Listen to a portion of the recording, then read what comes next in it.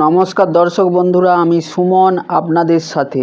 প্রথম বিষয় হলো সংসদের আসন্ন বর্ষাকালীন অধিবেশন কবে শুরু হচ্ছে এবং সেই অধিবেশনে সমমন্তক ও ইপিএফও সম্পর্কিত প্রশ্ন লোকসভা ও রাজ্যসভায় কোন কোন দিনে তোলা হতে পারে।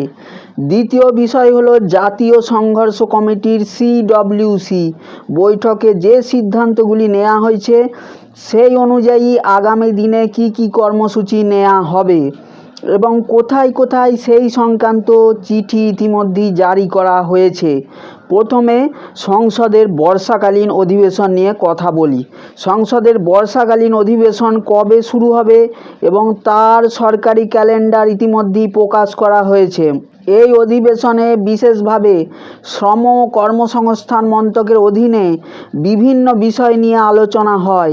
এর মধ্যে রয়েছে পিএফ পেনশন, EDLI, বিমা, শ্রম কার্ড, ESIC এবং শ্রমিক ও কর্মচারীদের জন্য পরিচালিত অন্যান্য গুরুত্বপূর্ণ প্রকল্প। এই সমস্ত বিষয় নিয়ে সংসদে প্রশ্নোত্তর হয়, নতুন বিল উত্থাপন করা হয়, সাংসদ ও মন্ত্রীরা নিজেদের বক্তব্য তুলে ধরেন এবং সরকারের কাছে বিভিন্ন দাবি জানিয়ে সমাধানের চেষ্টা করেন। কোন কোন দিনে এই আলোচনা ও প্রশ্নোত্তর হবে সেই সূচিও সমমন্তক এবং ইপিএফওর পক্ষ থেকে প্রকাশ করা হয়েছে। এটি অষ্টাদশ লোকসভার অষ্টম অধিবেশন এবং রাজ্যসভার 271তম অধিবেশন। 2026 সালের বর্ষাকালীন অধিবেশনের জন্য এই ক্যালেন্ডার প্রকাশ করা হয়েছে। যদি শ্রম ও কর্মসংস্থান মন্ত্রকের বিষয়গুলির দিকে নজর দেওয়া হয় তাহলে দেখা যাবে কর্মচারী ও শ্রমিকদের বিভিন্ন সমস্যা নিয়ে নির্দিষ্ট দিনে প্রশ্নোত্তর অনুষ্ঠিত হবে। লোকসভায় 20 জুলাই, 27 জুলাই, 3রা আগস্ট এবং 10 আগস্ট এই 4টি দিনে EPF, EPS pension, ESIC, EDLI, বিমা, শ্রম কার্ড এবং শ্রমিক ও কর্মচারীদের সঙ্গে সম্পর্কিত বিভিন্ন বিষয় নিয়ে আলোচনা হওয়ার সম্ভাবনা রয়েছে। এই বিষয়গুলির সঙ্গে সম্পর্কিত নানা সমস্যার সমাধান বা নতুন সিদ্ধান্তও ওই দিনগুলিতে সামনে আসতে পারে। অন্যদিকে রাজ্যসভায় 23 জুলাই, 30 জুলাই, 6 আগস্ট এবং 13 আগস্ট এই 4টি দিনে শ্রম ও কর্মসংস্থান মন্ত্রক, ইপিএফও, ESIC, EDLI এবং EPS পেনশন সহ কর্মচারী ও শ্রমিকদের বিভিন্ন বিষয় নিয়ে আলোচনা হবে। এই বর্ষাকালীন অধিবেশন শুরু হবে 20 জুলাই 2026 থেকে এবং চলবে 13 আগস্ট 2026 পর্যন্ত। এদিকে জাতীয় সংঘর্ষ কমিটি বা NSC EPS 95 পেনশনভোগীদের দাবিগুলোকে সামনে রেখে দিল্লিতে একটি বড় আন্দোলনের ঘোষণা করেছে। এই আন্দোলনের মূল উদ্দেশ্য হলো EPS 95 পেনশনভোগীদের ন্যূনতম পেনশন বৃদ্ধি করা, পাশাপাশি চিকিৎসা সুবিধা, মহার্ঘ ভাতা এবং সুপ্রিম কোর্টের নির্দেশ অনুযায়ী উচ্চ পেনশনের সুবিধা কার্যকর করার দাবিও জোরালোভাবে তোলা হবে। এছাড়াও এই বর্ষাকালীন অধিবেশনে ইপিএফওর নতুন নিয়মগুলি নিয়ে ব্যাপক আলোচনা হতে পারে। নতুন নিয়মগুলির কোথায় ত্রুটি রয়েছে এবং কোথায় ইতিবাচক দিক রয়েছে তা নিয়েও সংসদে বিতর্ক হওয়ার সম্ভাবনা রয়েছে। সাংসদরা কর্মচারীদের বিভিন্ন সমস্যাও সংসদে তুলতে পারেন। EPS 95 পেনশন সংক্রান্ত বিষয়গুলিও আলোচনায় আসতে পারে। সবচেয়ে গুরুত্বপূর্ণ বিষয় হলো সরকার এই প্রশ্নগুলোর কী উত্তর দেয় সেটা এখন দেখার, কারণ এতদিন ধরে সরকার একই ধরনের উত্তর দিয়ে এসেছে। অন্যদিকে ইপিএফ অ্যাকাউন্টধারীদের জন্য ATM-এর মাধ্যমে PF টাকা তোলার যে নতুন সুবিধা ঘোষণা করা হয়েছে সেটিও 15 জুলাই 2026 থেকে চালু হওয়ার কথা। সরকার ইতিমধ্যেই জানিয়েছে যে 15ই জুলাই থেকে এটিএমের মাধ্যমে ইপিএফের টাকা তোলা যাবে। এছাড়া 2025 থেকে 2026 অর্থবর্ষের সুদ অ্যাকাউন্টে জমা হওয়া সম্পর্কেও সরকারের পক্ষ থেকে গুরুত্বপূর্ণ ঘোষণা আসতে পারে।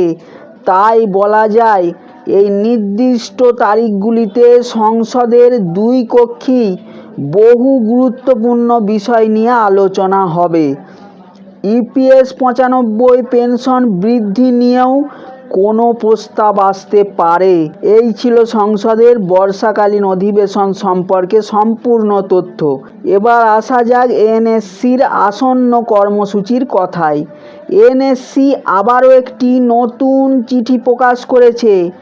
সেখানে ইপিএস 95 পেনশনভোগীদের ন্যূনতম পেনশন বৃদ্ধি সহ 4 দফা দাবিকে সামনে রেখে জাতীয় সংঘর্ষ কমিটি আগামী দিনে 4 থেকে 5টি বড় আন্দোলনের ঘোষণা করেছে। এই সমস্ত কর্মসূচি আগামী 2 মাসের মধ্যেই ধাপে ধাপে সম্পন্ন করা হবে। প্রথম আন্দোলনের পরও যদি দাবিগুলি পূরণ না হয়, তাহলে দ্বিতীয় পর্যায়ের আন্দোলন শুরু হবে। দ্বিতীয় আন্দোলনের পরও যদি কোনো সমাধান না আসে, তাহলে তৃতীয় পর্যায়ের আন্দোলন করা হবে। এইভাবে একের পর এক মোট 5 ধরনের আন্দোলনের পরিকল্পনা করা হয়েছে। এর মধ্যে কয়েকটি কর্মসূচির তারিখ ইতিমধ্যেই এএনএসসির জাতীয় সভাপতি কমান্ডার অশোক রাউত ঘোষণা করেছেন। এএনএসসির পক্ষ থেকে প্রকাশিত ওই চিঠিতে বলা হয়েছে যে দেশের প্রবীণ ইপিএস পেনশনভোগীদের প্রতি ইপিএফও যে দীর্ঘদিন ধরে অন্যায় করে আসছে, তার প্রতিবাদে 8 জুলাই 2026 থেকে পরবর্তী সর্বভারতীয় আন্দোলনের কর্মসূচি শুরু করা হবে। হাওড়ায় অনুষ্ঠিত 14তম সিডব্লিউসি বৈঠকে নেওয়া সিদ্ধান্ত অনুযায়ী এই আন্দোলনের বিস্তারিত কর্মসূচির তালিকা ওই চিঠিতে প্রকাশ করা হয়েছে। চিঠিতে জানানো হয়েছে যে প্রথম পর্যায়ের আন্দোলনের অংশ হিসেবে দেশের বিভিন্ন প্রান্তে মাননীয় মন্ত্রী এবং সাংসদদের বাসভবন ও তাঁদের কার্যালয়ের সামনে 1 দিন, 2 দিন এবং 3 দিন ব্যাপী ধর্ণা কর্মসূচি পালন করা হবে। কোথাও কোথাও 3 দিনের উপবাস ও অনশন কর্মসূচিও অনুষ্ঠিত হবে। এই কর্মসূচির সময় সংশ্লিষ্ট সাংসদ ও মন্ত্রীদের হাতে দাবিপত্রও তুলে দেওয়া হবে এবং আন্দোলনকে সর্বভারতীয় পর্যায়ে আরও শক্তিশালী করার চেষ্টা করা হবে। এই কর্মসূচি চলবে 8 জুলাই 2026 থেকে 19 জুলাই 2026 পর্যন্ত। কারণ 20 জুলাই 2026 থেকে সংসদের বর্ষাকালীন অধিবেশন শুরু হচ্ছে। তাই তার আগেই সাংসদ ও মন্ত্রীদের বাসভবনের সামনে ধর্ণা, উপবাস এবং অনশন কর্মসূচি পালন করার সিদ্ধান্ত নেওয়া হয়েছে। দ্বিতীয় কর্মসূচি হিসেবে দিল্লির যন্তর মন্তরে বর্ষাকালীন অধিবেশন চলাকালীন একটি বৃহৎ একদিনের বিক্ষোভের ঘোষণা করা হয়েছে। এই বিক্ষোভ অনুষ্ঠিত হবে 5 আগস্ট 2026 বুধবার। যদি তারপরও ইপিএস 95 পেনশনভোগীদের দাবিগুলি গ্রহণ না করা হয়, তাহলে পরবর্তী সিবিটি বৈঠকের স্থানেই ইপিএস 95 পেনশনভোগীরা প্রতিবাদ কর্মসূচি পালন করবেন। বর্তমানে বিভিন্ন সংবাদ মাধ্যমে প্রকাশিত তথ্য অনুযায়ী পরবর্তী সিবিটি বৈঠকে 25 জুলাই 2026 অনুষ্ঠিত হওয়ার সম্ভাবনা রয়েছে। সেই বৈঠকের দিনেই ইপিএস 95 পেনশনভোগীরা জোরালো বিক্ষোভ কর্মসূচি পালন করবেন, যাতে ন্যূনতম পেনশন বৃদ্ধির বিষয়টি সিবিটির আলোচ্যসূচিতে অন্তর্ভুক্ত করা হয়। যদি এই কর্মসূচির পরও কোনো ইতিবাচক সিদ্ধান্ত না আসে, তাহলে দেশের বিভিন্ন ইপিএফও অফিসের সামনে তালা লাগাও আন্দোলন শুরু করার ঘোষণা দেওয়া হয়েছে। কোন কোন শহরে এবং কোন কোন তারিখে এই কর্মসূচি অনুষ্ঠিত হবে তা পরে জানানো হবে। এই চিঠিতে সেই বিস্তারিত সূচি প্রকাশ করা হয়নি। যদি প্রথম 3টি আন্দোলনের পরও দাবিগুলি পূরণ না হয়, তাহলে দেশ জুড়ে পরিস্থিতি বিবেচনা করে বিভিন্ন তহসিল, জেলা, প্রাদেশিক কার্যালয় এবং দেশের রাজধানী দিল্লিতে আমরণ অনশন কর্মসূচি শুরু করা হবে। এই কর্মসূচির তারিখও পরবর্তীতে ঘোষণা করা হবে। চিঠিতে আরও উল্লেখ করা হয়েছে যে যদি এত কিছুর পরও দাবিগুলি পূরণ না হয়, তাহলে পরবর্তী ধাপে সম্মিলিত আত্মাহুতির কর্মসূচি গ্রহণ করা হতে পারে। তবে এই কর্মসূচির তারিখও পরে ঘোষণা করা হবে। এই সমস্ত আন্দোলনের ঘোষণা এনএসসির জাতীয় সভাপতি কমান্ডার অশোক রাউতের পক্ষ থেকে প্রকাশ করা হয়েছে।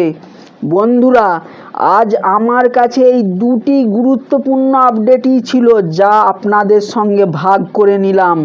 আগামী দিনে যদি এ বিষয়ে আরও কোনো গুরুত্বপূর্ণ তথ্য সামনে আসে, তাহলে সবার আগে আপনাদের জানাতে অবশ্যই চেষ্টা করব। ততদিন পর্যন্ত সবাই ভালো থাকুন, সুস্থ থাকুন। নমস্কার।